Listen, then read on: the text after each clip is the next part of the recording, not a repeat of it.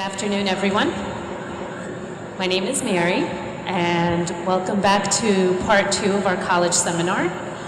So as we said from last week, we said this week we're going to have a panel group of different careers, professionals. These are all people who were once in your shoes before, and as you can see, they're grown up and professionals, and that'll be you.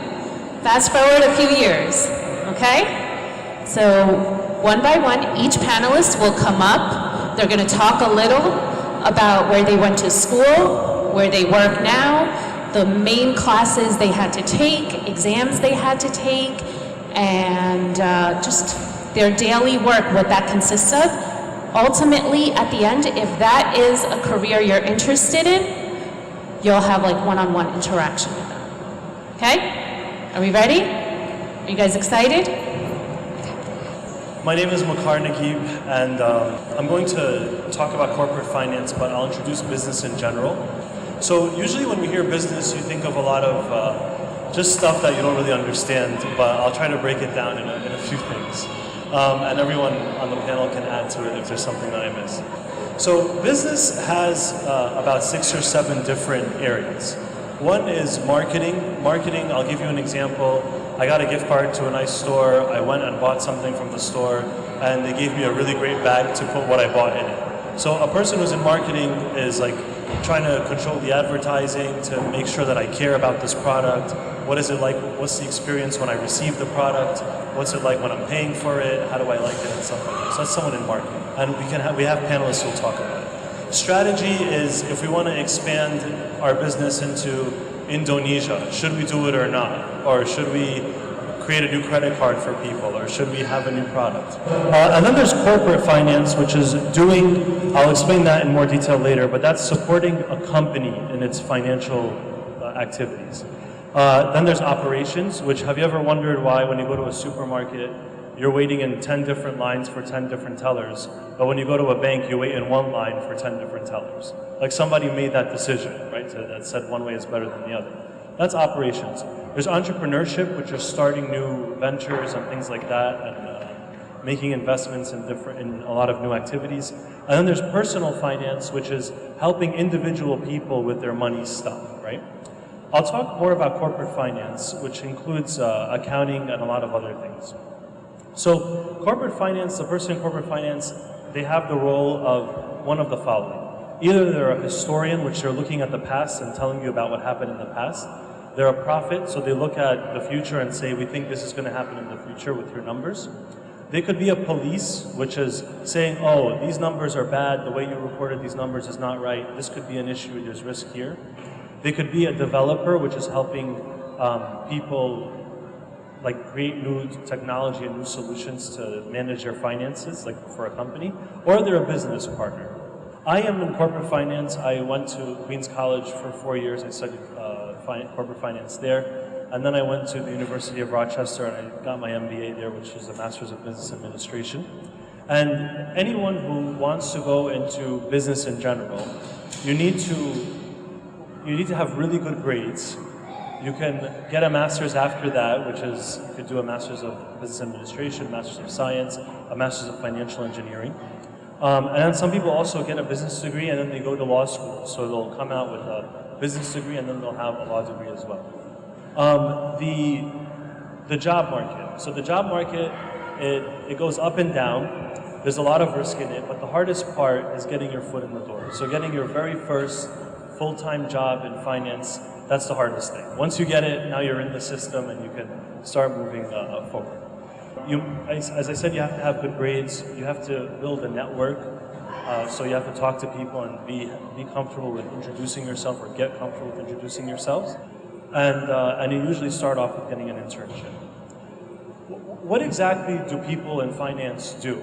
So the simple version is, this is what you should expect after you've gotten good grades and you got an internship and you got a full-time job. You're going to go, you're not going to understand much. There's going to be someone who's more senior than you who like knows what's going on.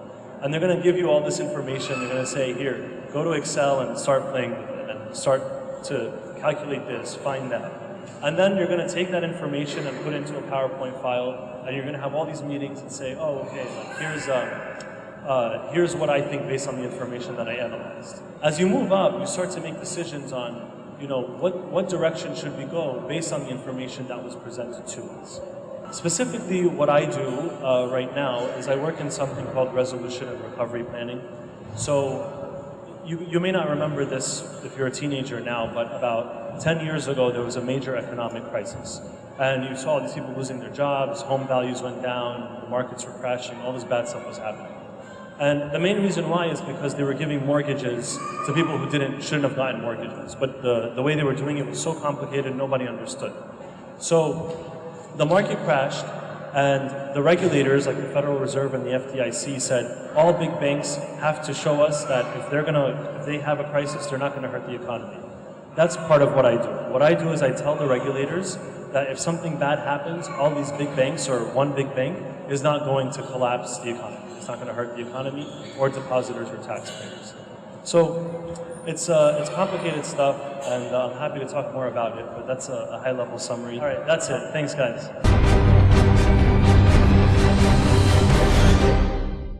My name is Mina Salib.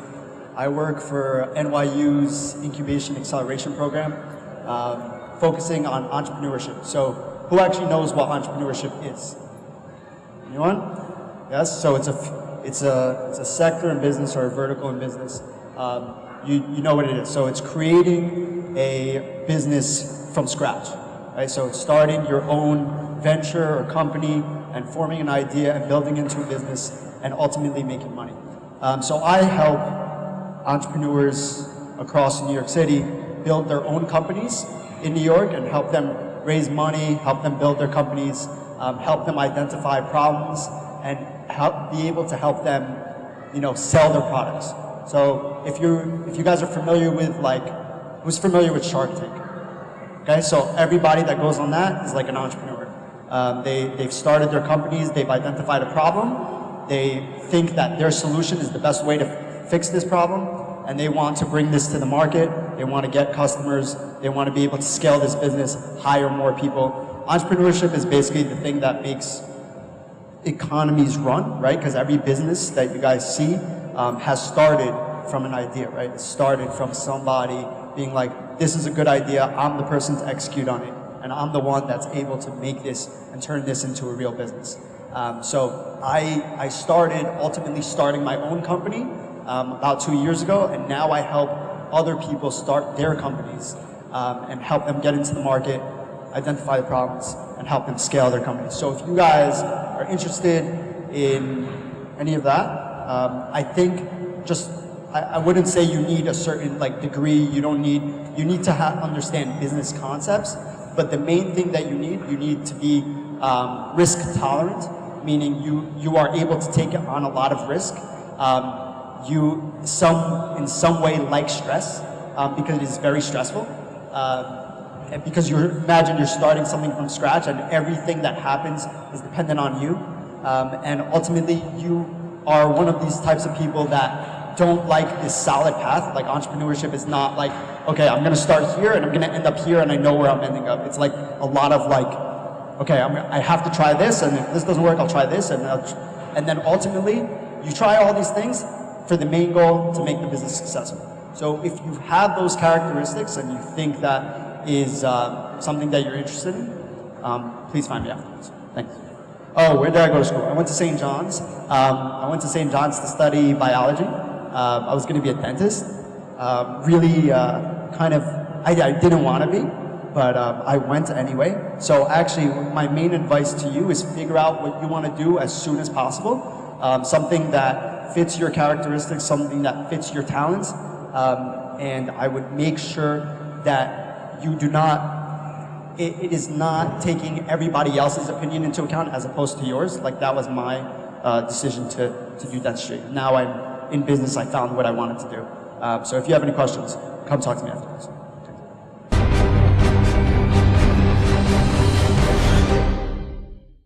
So marketing, this is was touched on by Ma'ar, and he touched on a lot of the points about what marketing is.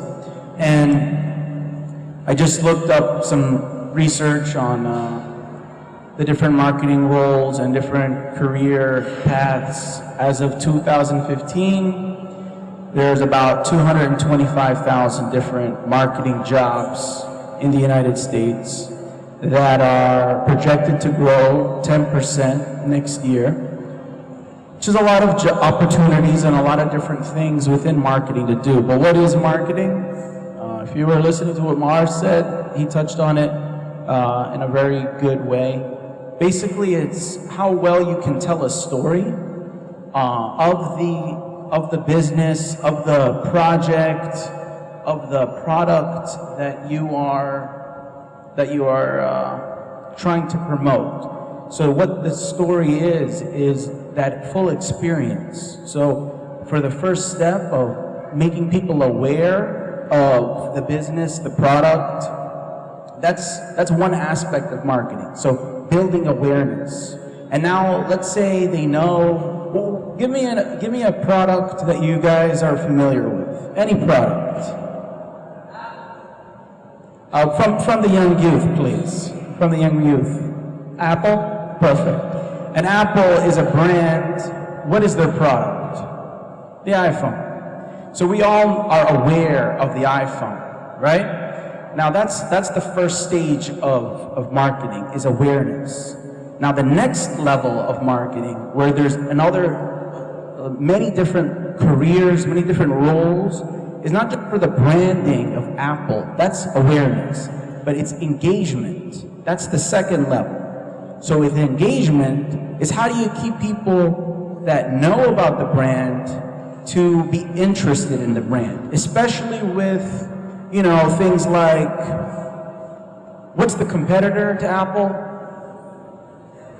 Android and that world of devices. So now Android has a market share, and how do you get people interested? Those are the things that in marketing, these are the roles that, if you find yourself interested in marketing when you get to college, this is my advice for you. If you take marketing in college, when to get there, or you took any classes before college, but if you take it, you get an A in that class, and hey, I like this stuff, then explore that further. If you're in marketing and you're like, I just gotta pass this class and I'm not really interested in it, then marketing is not for you. Because you gotta love it, you gotta be into it, you gotta be interested in it, and that's how you're gonna grow in your career. I've been in marketing now 8 years, different roles, and right now I work for one company managing all the different aspects of marketing. So from the awareness, which is just the branding level, then the middle level of engagement, and then who can tell me what the third level of marketing is? What's the first one?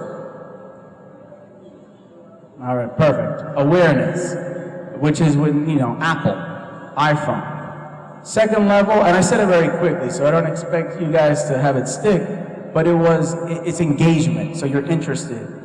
And then the final level is conversions, which means you're actually getting people to make a decision to buy something.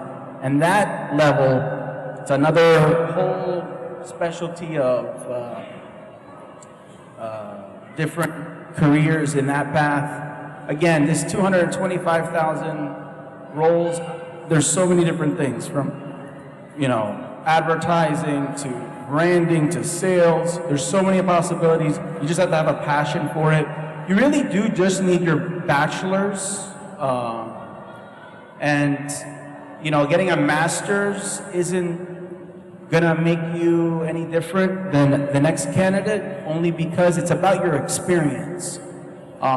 So if you're into marketing, you should be planning with different internships, what things you could be doing, because there's many aspects, but you need to have a plan.